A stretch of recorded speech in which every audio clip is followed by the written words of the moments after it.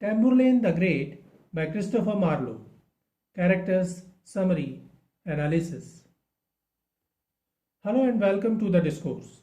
Tamburlaine the Great is a play by Christopher Marlowe, written and published in 1587.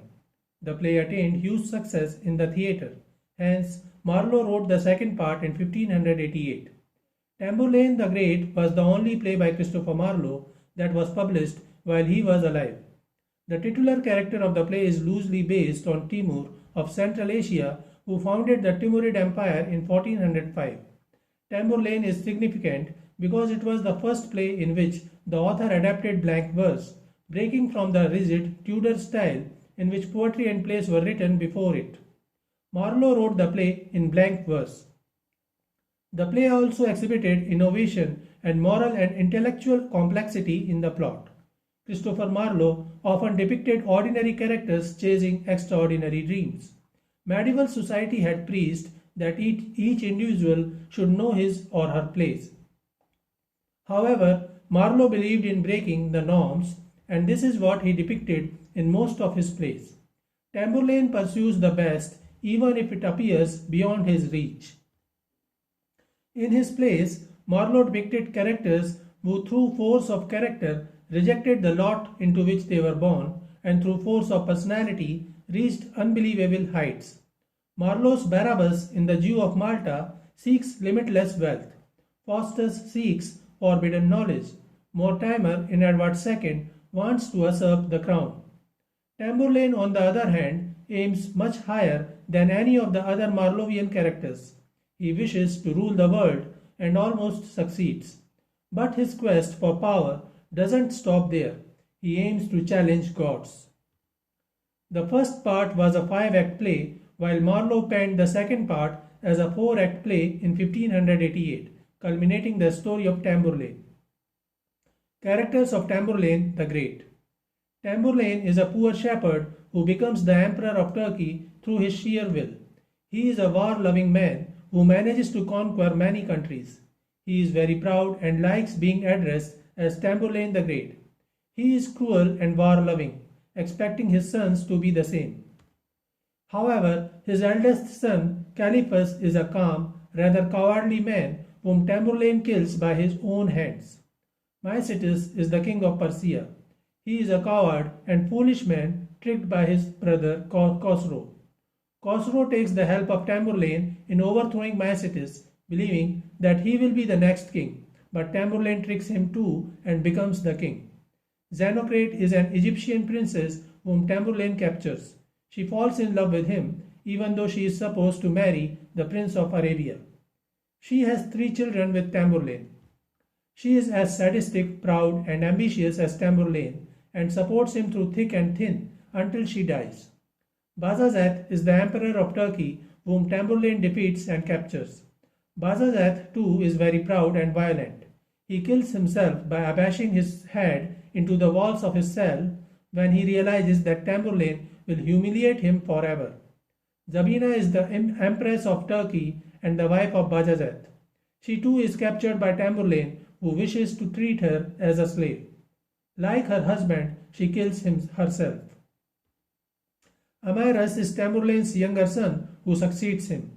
Like his father, he too is a brave, warmongering ruler. Callapine is the son of Bajazeth and Zabina, the heir of the Turkish Empire. He manages to remain alive and unconquered by Tamburlaine. He tries to take revenge and the Turkish Empire back. He attacks Tamburlaine before he dies. Though Tamburlaine manages to avoid defeat, it is implicated that Callapine will continue to attack until he defeats Tamburlaine's successor.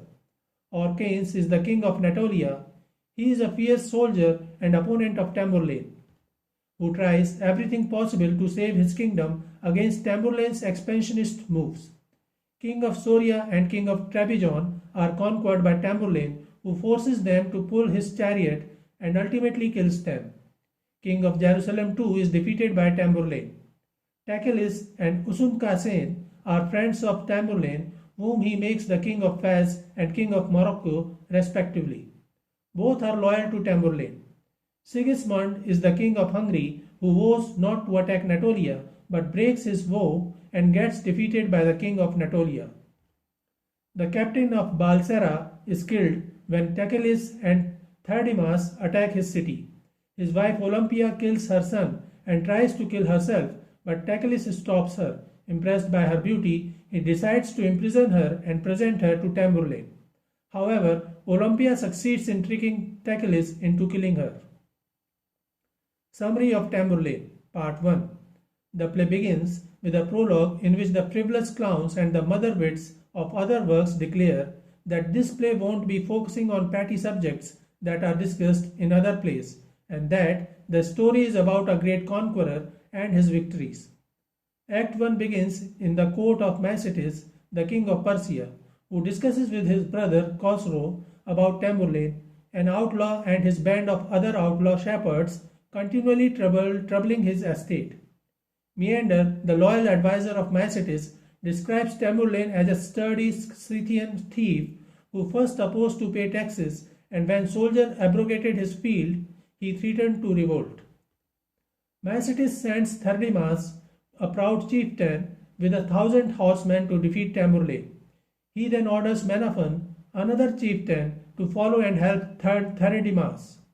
But Khosrow interjects and says Menaphon must be sent to Africa to control the revolting Babylons. When Maecetes leaves, Khosrow tells Menaphon that many Persian nobles are supporting him to overthrow Maecetes and become the king himself.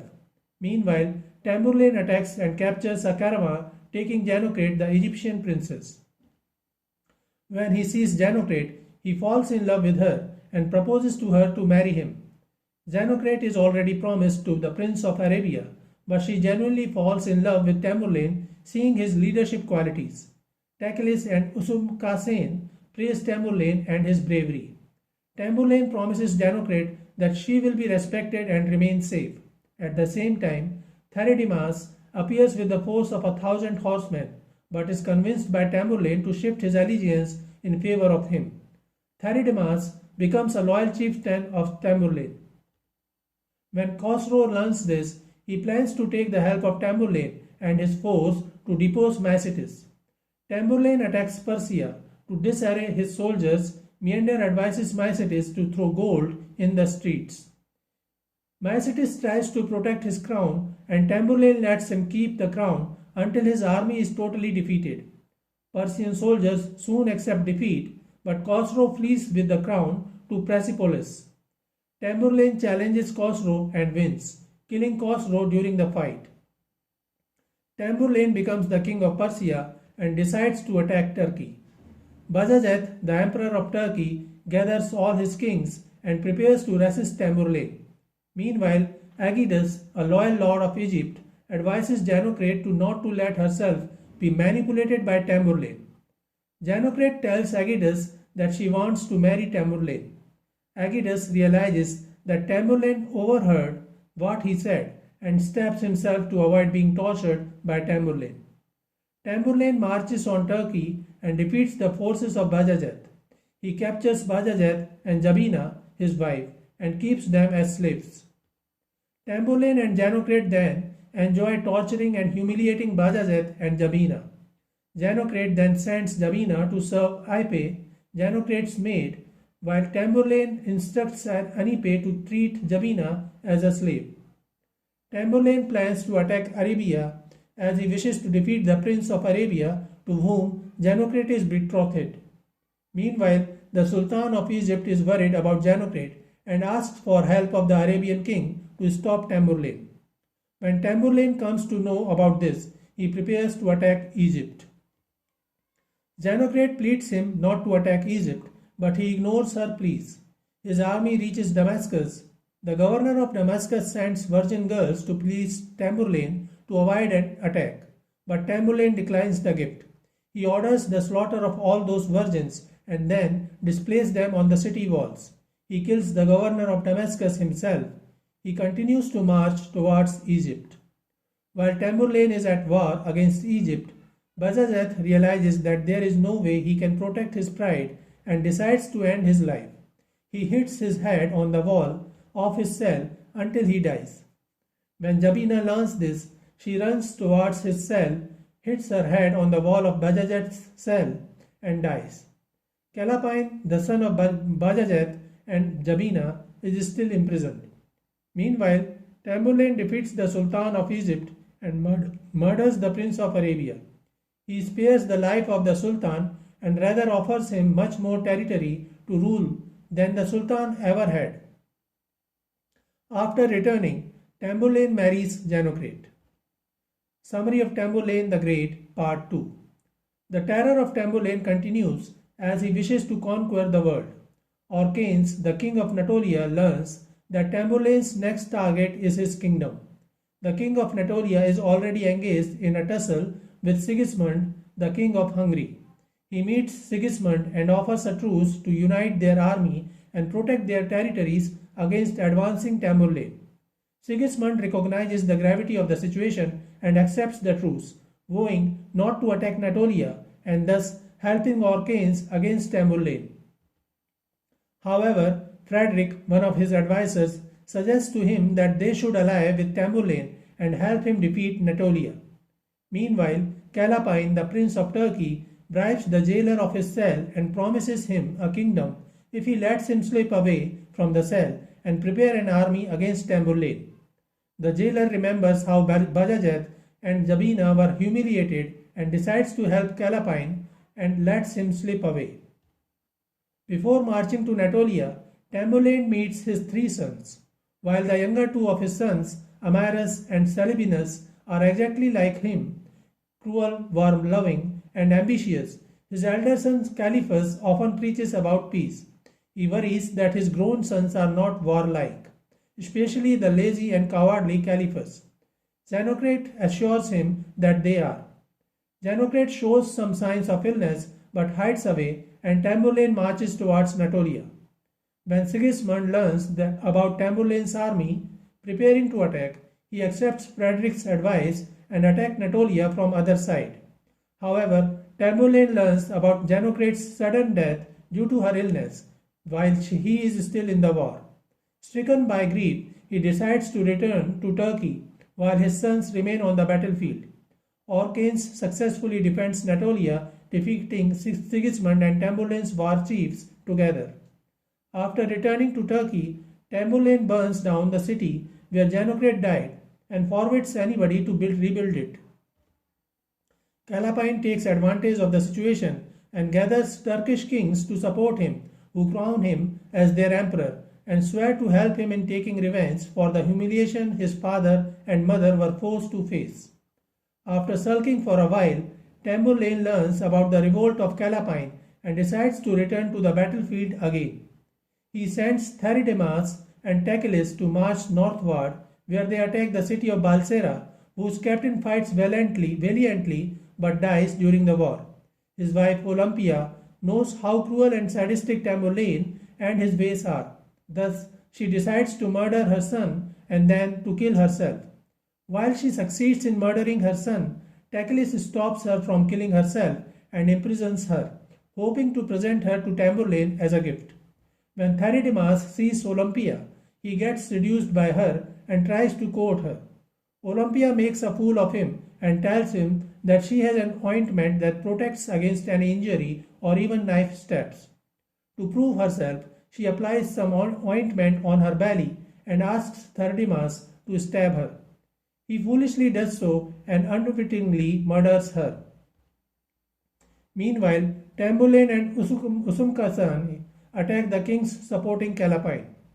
He then marches to Natolia and confronts and defeats Orcanes and the Turk forces in battle, in which his sons Amyras and Salybinus perform valiantly. Caliphus, however, had sat out the battle gambling in his tent. The next day, Amyras and Salybinus confront Caliphus and asks why he did not help them during the war. Caliphus makes airy excuses and they call him a coward and challenge him to fight. Caliphus shies away. When Tamburlaine learns about his absence from the battlefield while his brothers were facing enemies, he gets enraged and kills him. Tamburlaine then captures many kings who supported and crowned Callapine as the emperor of Turkey and yokes them by the mouth like horses to pull his chariot. When they get tired, he murders them. In his rage, he continues to attack new territories and attacks Babylon.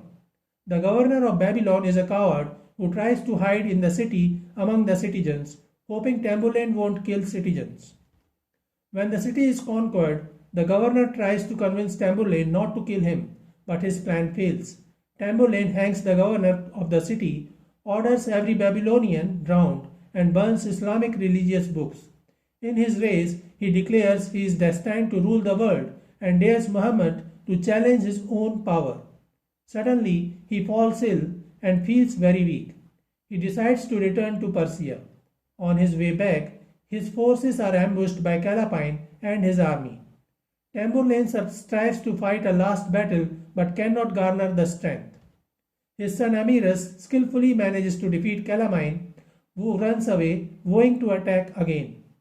As they reach Persia, Tamburlaine falls terminally ill. He laments the lands he did not have the chance to conquer and bestows his crown on Amyrus, telling him to carry on his conquest. The play ends with the lamentations of Amyrus, fearing that he will never be as great as his father. So this is it for today.